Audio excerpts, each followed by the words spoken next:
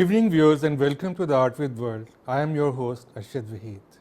Today, we are delighted to welcome in our studios one of internationally acclaimed musician and guitarist, Pedro, who is known for his expertise in classical and flamenco guitar, and he's also played and performed on some of very prestigious stages of the world. He has also collaborated with some of the legends of Portuguese music, and today he is with us. He is touring Pakistan. Let's explore his world of sound and stories in his musical journey. How are you, Pedro? Thank you very much for the invitation. I'm okay, thank you. I guess this is your first visit in Pakistan, and how was it?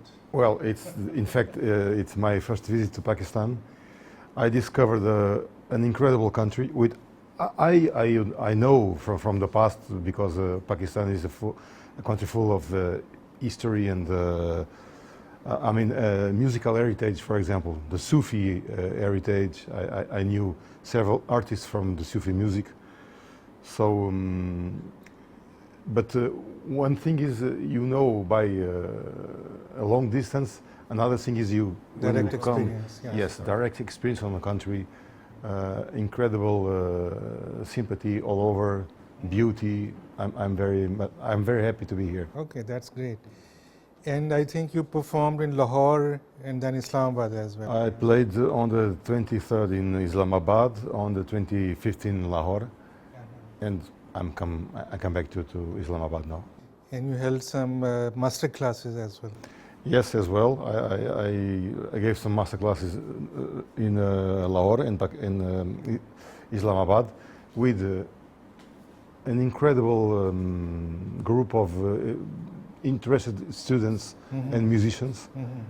It was very good to share experiences and different views of music, to talk about instruments, because it was not just about the guitar, it was always about instruments, could be the rabab, could be the tabla, could be the sitar, different instruments. Okay. So they must have learned a lot from you and vice versa, I think. We all learn one from each other. Yeah. So I learned a lot. They sure learned with me, especially about discipline and technique and method, which is a very important thing to me. I always knew that method and discipline in music is very important to achieve something. So in Lahore, did you taste some of the dishes of famous dishes of? Sure, I was invited to a couple dinners, special dinners, with wonderful food and wonderful people. So always surrounded by art. It was very beautiful. So tell us about your journey in music. How did you get interested in it? And I was reading about you, at very young age you started learning music, I guess. So can you just tell us? Well, it's funny because I don't come from a musical family. I have no musical tradition in my family. My father, my brother, my sister, they all are engineers. So I'm the only musician. Just to interrupt you, this musical family's tradition is just in this subcontinent maybe, because music is just transferred generation after generation in the same family. Well, that happens in Portugal too, especially with the fado, which is a traditional language, not so much as classical guitar, for example. Well, I started at 7 years old at the Conservatório of Music of Lisbon, which is a very good school. I had very good teachers, masters. I learned the classical guitar until I was 18, more or less. Then I went to Spain, which is our neighbor country. It's very close to Portugal. And I went to study the flamenco guitar, which it's a different style, but it's very much complementary to the guitar technique. It was fundamental to me. And then I spent like 3-4 years in Spain studying, especially with a great maestro named Manolo Sanlúcar, which he was a great guitar player, composer. Then I returned to my country, Portugal, And I always had the perspective to bring that technique of flamenco guitar and transport it to my music, Portuguese music. Not just fado, but Portuguese popular music.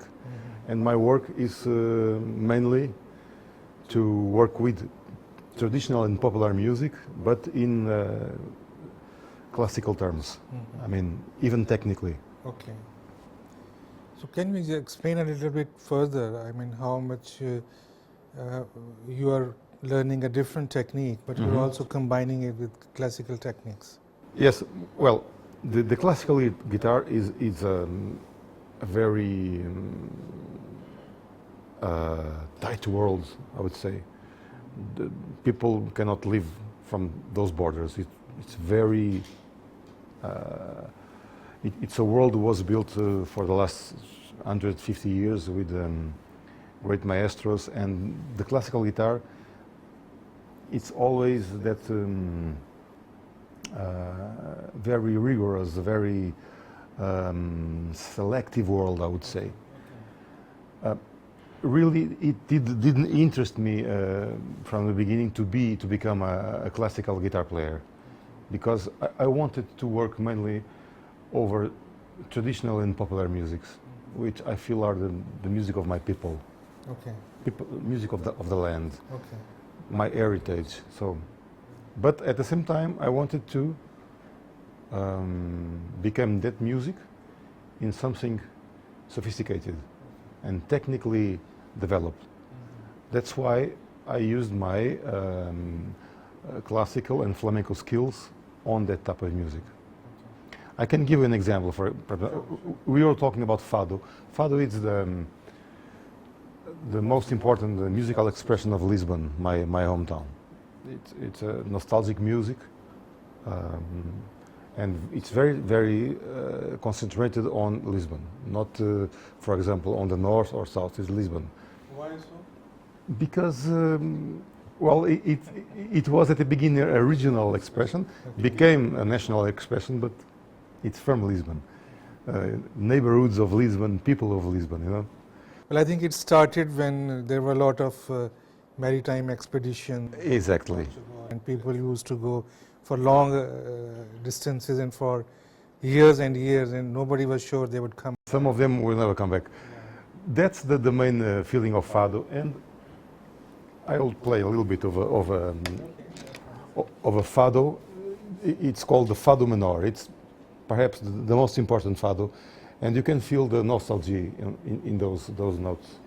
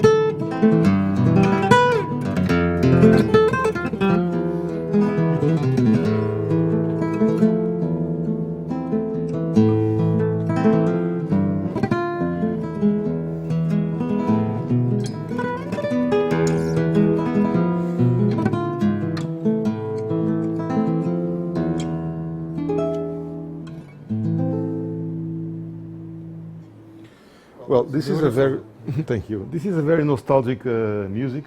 Well, this is the music from. Music is also, I mean, one of the non-tangible heritage declared by UNESCO. By UNESCO, that's right, fado. In 2019, and since then, well, fado was already a big expression over the world. I played with, for example, I was the musical director of Marisa, one of the biggest names of fado.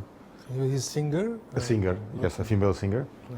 We toured all around the world, and she is one of the most important fado singers, and she has a wonderful career all over the world, built on fado, which is a music who nobody knows was fado in Australia or Indonesia or some. It's incredible. People don't understand the words, but they can feel the feeling of the music. It's very like this little piece I played. You can feel nostalgic here. Yeah. Nostalgia.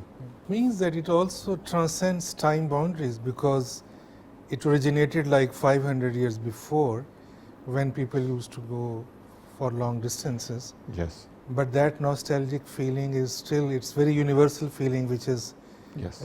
represented by this music. Yes, well, this whole process began 5 centuries ago, but the current form of fado, it's obviously very different from that time. Okay. The instruments, the type of music. What remained is the main feeling of, we call saudade. Saudade. Saudade, it's a very interesting word. What does it mean? This word means a little bit of Madness? I miss someone or something Okay. I had in the past, Okay. and I don't have it anymore. Uh-huh. It's very tragic, but we Portuguese are very nostalgic. We all have this saudade Yeah. of something greater, something beautiful we had, and we don't have anymore. Okay. At the same time, it's we believe in future we'll have it again. It's a kind of Okay. hope. It's kind of mix of nostalgia and hope. That's right. Yeah. Precisely. I can relate to this feeling because in Second World War or maybe in the First World War, a lot of soldiers were recruited from this land to fight in distant lands and fight for the enemies they never knew, and it was never their fight. And there emerged a lot of poetry and music Yes. for the soldiers who left their homes to fight in stranger lands. And this is very the letters they wrote. Yeah. Yeah. They don't even know if the letters would one day come to the destiny. But Okay. yes, the poetry of fado, which is very rich. Mm-hmm. I must say, fado was born especially over the poetry. The music became in a second level to serve the poetry. Okay. The most important thing in fado is the poetry. Poetry. And we Portuguese, Portugal is a country of great poets, even today. Even your national hero is Camões. Camões, Luís de Camões, Camões, our great poet from that period, the 16th century. Yes. He traveled around the world. Imagine Yeah. he was in Goa, he was in Macau, Yeah. China, he was in Africa. He was a little bit a soldier and a poet, which is Okay. Which is very unusual combination. yes. At that time it was, well, you know, he became a soldier. He was not a soldier. He Yeah. became a soldier just to travel. Okay. Clever. Clever, just to know this incredible new world, which in the medieval age in Portugal, people would never dream of. Yeah, well, that was a different time. Age of discovery is all over, and Yes, traveling to distant places was quite a romance at that a time. romantic, and to know different cultures, new cultures. Okay. It was. We cannot imagine exactly what was it, but extremely challenging. Okay. And what is so different in flamenco guitar from other classical guitar? Well, this is, for example, this is a flamenco guitar. Okay. Different aspects from the classical guitar. Mainly the wood. It's made by different wood. This is cypress, the wood. Okay. Usually, classical guitars are made by rosewood. Okay. This is cypress. The action, I mean, the tension of the strings is different. In classical guitar, the tension is more high, more tension. Here is less tension. And mainly the technique of the right hand. This is the Okay. big difference. Okay. The right hand in the flamenco guitar is very, very much developed and complex and very much active. On classical guitar, it's a different vision. Okay. So how's your experience of playing guitar on different stages in different world and culture? I guess you have performed in Latin America and Spain and maybe in South Asia as well. So how's your experience? Well, this is the most universal instrument Okay. in the world, played for millions of people. So, and it's transversal to many cultures, musical cultures. Yeah. You can see guitars on pop music, traditional music, classical music. So it's challenging to play this all over the world because you always find people who plays marvelous music in a guitar. At the same time, it's very inspiring because I can show to them, for example, how do I express my own music in this instrument, and they can show me a totally different expression in the very same instrument. It's very interesting. Okay. So you collaborate with singers and other musicians while you are touring around the world? Yes. I lived in Brazil during 4 years. Okay.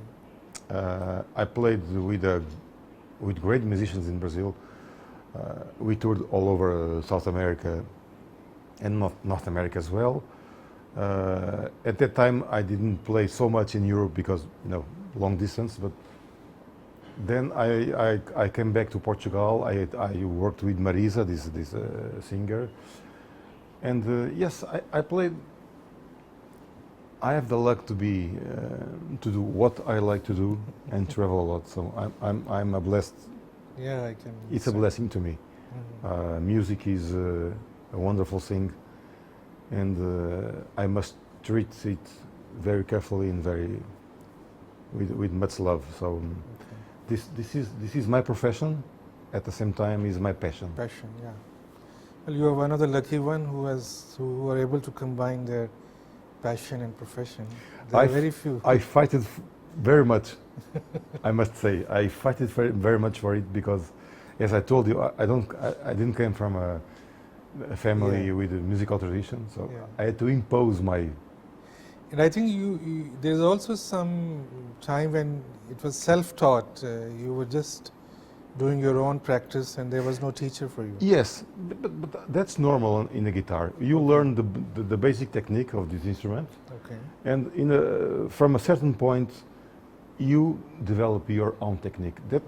That's very curious because that's what turns each guitar player in a single, unique piece, I would say. Each one practice his own way, his own technique, his own method. It's very, I would say, much more than piano, for example. Which is much more academic. So this instrument is, as I told you, played all around the world. If I go to South Korea, I will find someone who's playing the guitar with absolute different technique. And you have done solo performances as well? Yes, I mainly play solo. Sometimes I play with orchestra. And I like little formations like trio, duo and trio, is because like this we have more space to music to breathe. Less dense. You can hear in a better way the instruments. How about this playing instruments in contemporary world? Because I have seen many musicians, other youngsters I have come across, they don't feel like learning some individual music, and they just sit on computer and start composing that. What's your take on that? Is it okay, or one should have some living experience with playing the guitar, and that is more important? It's difficult to make judgments. Who am I to say this is correct, this is not correct? I can tell my experience. Well, at the time. No, I'm not asking you to be judgmental, but just your what's my idea? Candid opinion about that. I'm not sure. I must say, I'm not sure. This is a good method. Watch tutorials on the YouTube and watch music all the time by the internet. I think music is something we have to live, Yeah. we have to move inside us Internalize, yeah. and search Yeah. our music inside us. Oh, yes. So when those kids see too much and listen to too much music on the internet, I think they can lose identity. They don't make this process of searching inside themselves. That's then you have this problem. I might say it's not a problem; it's an issue. Kids now want to learn very fast. Yeah. Everything. I want to learn guitar in 6 months. Impossible. That's not possible. Okay. I'm sorry. You have to learn guitar for 30 years at least. Yeah. And you have to go through different processes, different stages, difficult stages, easy stages. But a musician is made by that. That you accumulate experience, and you cannot play guitar in 6 months or 1 year.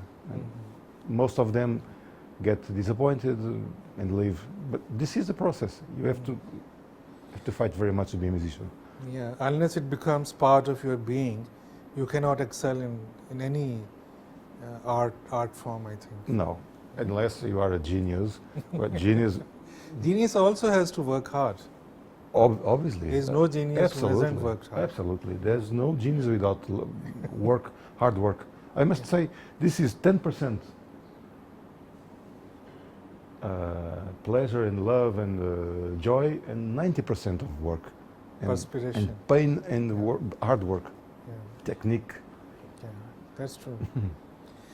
Is there some relation to other instruments of strings, like in our eastern part of the world, like sitar? Do you think there is some similarity between these two? It's Or very... if you know about sitar and... Yes, I know the sitar, the rabab, for example, Yeah, the oud in the Arab world. yeah, All those instruments are string instruments, very different from each other, but with the same purpose. Little orchestras, I would say. Those are the main, sometimes the principal instruments of their culture. Sitar, I could say the rabab in a certain region is yeah, the main instrument. yeah. The wood in the Arab world is definitely the main instrument. This is the main instrument all over the world for a lot of musical expressions.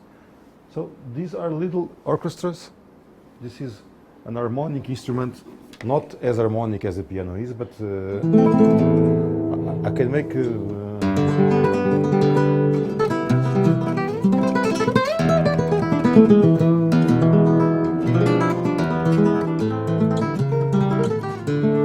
It's very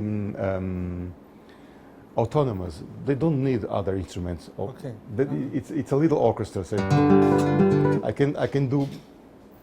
can express any feeling in the guitar. Like how can you express pleasure and sadness in guitar?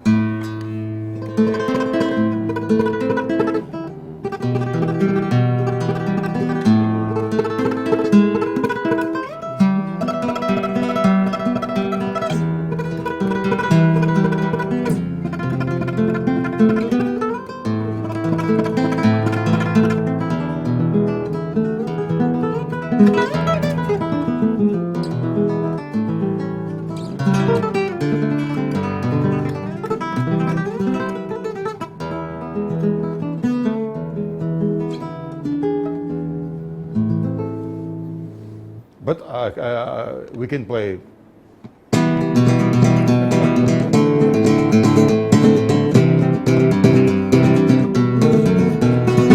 This is happy.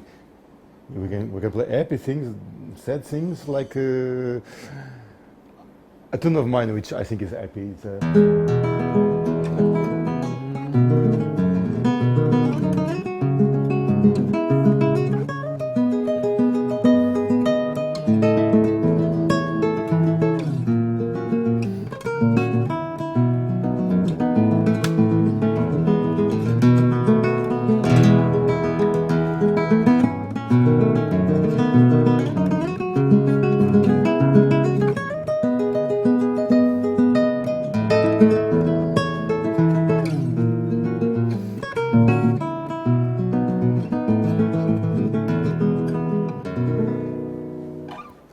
some happiness here. Yeah. Thank you. Thank you. So, what's your experience of when you compose your music? What's your inspiration? How do you start thinking about your composition and then finalizing it? You touched the right word, inspiration. Inspiration becomes with search to me. There's no inspiration like, oh, let me take this idea. No, I have to look for, I have to search on the guitar very much to try to find different ways, and in a certain moment, after a long time, I can find the right way, and I follow it. So there's no muse for you. You look for your muse, or you create your own muse. Yes, very much, very much. It's a process. It's a search, mainly a search. I don't believe much in inspiration without search. Okay. It comes with search. So first it's your conscious decision to look for something, and then through your experience you explore what kind of music you want to create. When I need to create something, because it's a need. As a musician, I have this impulse to make music, my music. So I sit mainly in the morning, which is the better time of the day for this process.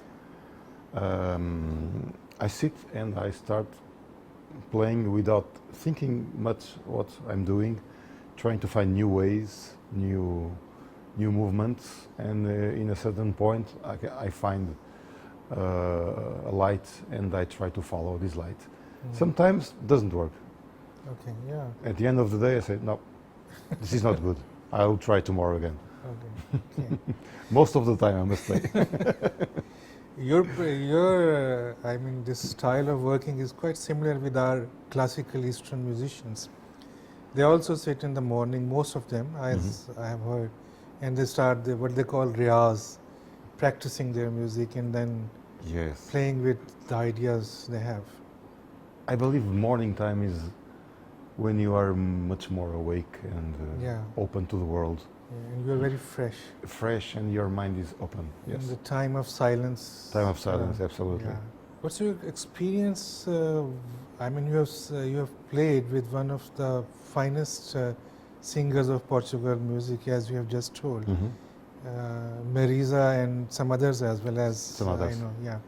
So, what was your experience of working with them? Well, in the case of Marisa, I was musical director for 7 years. It's a long time. It was a big responsibility because we used to play in big halls like the Carnegie Hall in New York, Walt Disney Hall in Los Angeles, the Opera House in Sydney. So very important venues, very important concerts with a lot of people, a lot of important organizations. It was in some way, it was not stressing, but it was, I had to be always very much aware of everything. But Marisa, she's a huge international name. I worked with other musicians, other singers in Portugal. I won't say less important, but with smaller careers, I would say. Incredible artists, not just in fado, but in popular musicians, like popular instrumentists. Incredible people. Have you tried singing as well sometime? No. I used to sing in choirs when I was a young boy, a child and a young boy. But then you are part of many other singers around you and... classical choirs. Because I was in the conservatorio. I sang in the choir of the Conservatorio of Lisbon. Then, when I returned from Spain, I tried to sing a little bit to maintain this work of choirs, but it was difficult. I had not much time for it. So we should not request you for singing on guitar? Unfortunately, no. So with classical music, I'm just reminded of, I was reading somewhere that you have been, you are quite known for combining music, blending music, classical, popular and fado. Yes. So tell me about your experience and how did it evolve in your work and yeah. Again, for example, I will play a little bit of popular tune in Portugal. Most of the people know this melody. It's a very simple melody.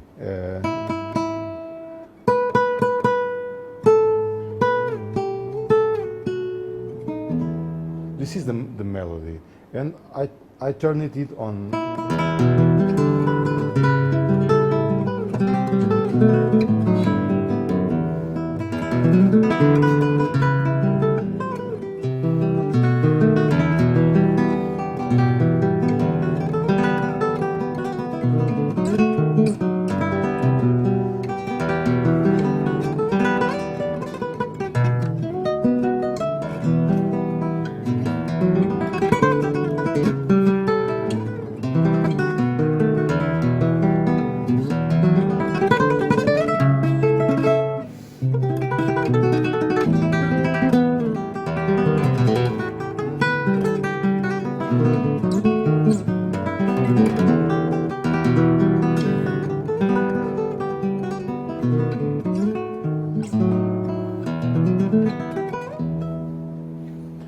This is a popular song, and I tried to transform it in a more sophisticated piece of guitar. Okay. That's my main challenge about Portuguese music, is that. So are you familiar with the Eastern music as well and Eastern music traditions, particularly South Asia or Pakistani? I try to, as I told you, when I was young, like I was a teenager, and I was introduced to the music of Fateh Ali Khan, Nusrat Fateh Ali Khan. I used to listen to the Sabri brothers. I used to listen to, well, this old Cavalli style. It was amazing. I was really amazed the first time I listened to this, because it was absolute different music for me, but I could feel a lot of spirituality on it, and music to me is very much about this spirituality, not about technique, not just technique and fireworks. It's something which connects us to something much higher. And in the case of Pakistan, I used to listen to those musicians, but at the same time I used to listen to Arabic music, which I love. Great singers. Kulthum, the great Egyptian singer, oud players, incredible music. So does this Arab or Pakistani or South Asian music, did it also influence your? I hope so. I hope so. Perhaps you cannot listen directly that influence, but in a certain way, those musical expressions are inside me. And maybe because geographical proximity of Portugal, Spain might be having some Arab influences. Absolutely. And maybe some Moroccan influences. Yes. Of North Africa. I visited Morocco so many times. So many times I played in Morocco so many times with Moroccan musicians, for example, the same from Algeria and Tunisia. And historically we have a strong relation with Morocco, because in the Al-Andalus, during 7 centuries, we had the presence of the Arabs in Portugal and Spain. They tremendously influenced our architecture, our gastronomy, our language, our music. So it's very much present. Fado, they have that heritage inside, very present, much present. Amália Rodrigues, which was the greatest singer of Fado ever, she loved Kulthum, she loved Arab music, and she incorporated on the Fado that way of singing. Okay. What about different instruments? I mean, we have talked about singers from South Asia and Arab world, but like different musical instruments, like maybe tabla or other thing. Have you worked with these instruments as well? Because I think mostly you might have composed music or performed with drums. I worked with tabla several times. The first time it was in Goa, Goa. Goa, India, Okay. which was a former Portuguese colony know, in the 16th century. Did you find some familiarity there? Yes. I went to play in Goa, Uh, and I found this percussionist from Mumbai. uh-huh. He used to play the tablas, Okay. and we performed together there. Okay. And it's an instrument which I love. Even yesterday I played with tablas here Here. in Islamabad with Okay. a great tabla player. So just tell me any turning point in your career, something which influenced you to take some, yeah. I can tell you exactly a very important point, turning point in my life. I was 16. At the time I was studying classical guitar. I listened, one day I listened to a record of this great guitar player, Paco de Lucia. Okay. And it was like epiphany to me. Oh. This turned my life. At this moment I said, I want to be this man. I want to play like him. I want to try to reach this. And It's then- Paco de Lucia. Then I met Paco de Lucia. Uh-huh. He was, to me, the biggest guitar player ever in this world. Really? Yes, I would say, a living god of music. Yeah. And what changes did it bring about in your own work and music? That moment, you mean? Yeah. Well, from that moment, I said, I want to be a professional musician, and I want to be like this, exactly like this. So I started my own search, my interior search. Then the whole process, I went to Spain, etc. And it turned upside down my life.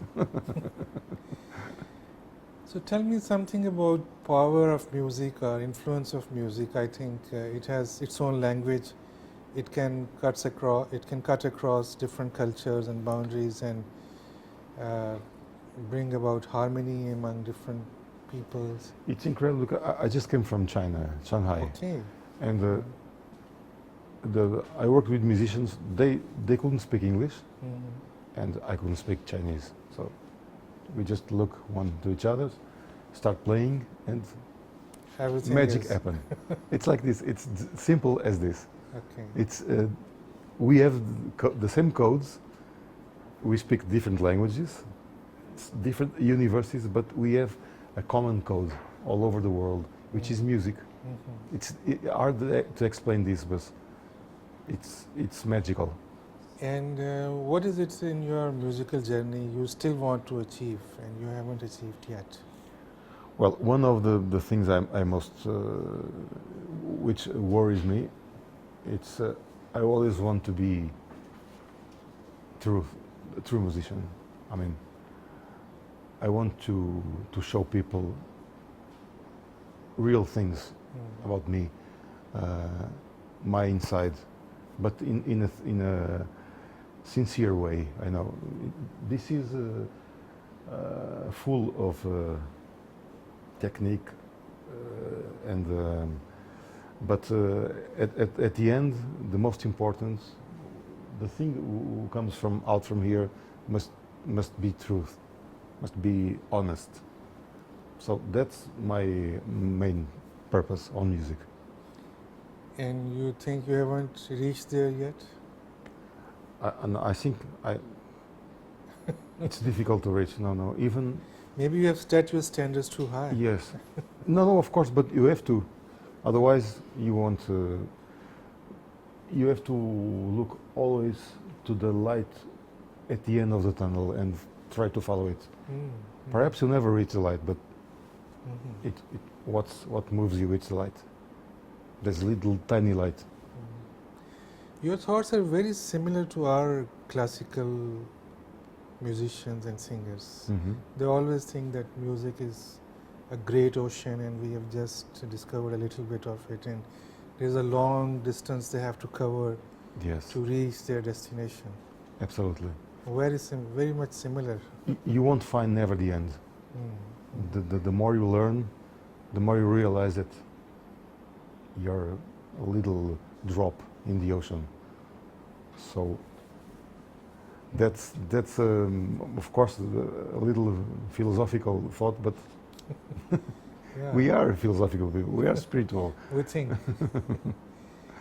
And what is if you were not a musician? What else you would have been then? Sincerely, I cannot imagine, Okay. because I have no idea. All my life I wanted to be a musician. Okay. You didn't think otherwise. I didn't have a second plan, a B plan. I just had the A plan. So what would be your advice to your students you just met in Pakistan during your master classes? I'm 55 years old. No, I'm not a young boy anymore. I'm not an old man yet. But one of the most important things to me was never give up Okay. of my dreams.